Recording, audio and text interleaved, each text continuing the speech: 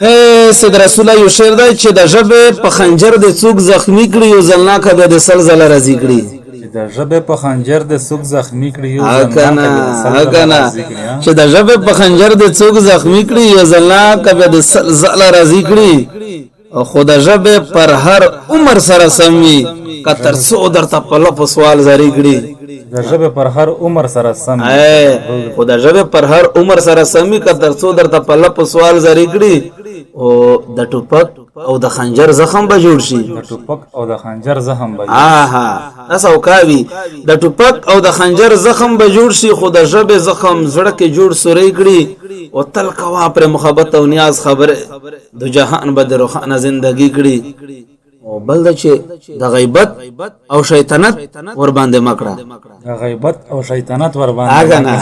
د غیبت او شیطنت ور باندې مکړه دا خو استاد اصل نسل بدنامي کړي او تربی آشنا د ژبه د جنت یاد زخته تربی آشنا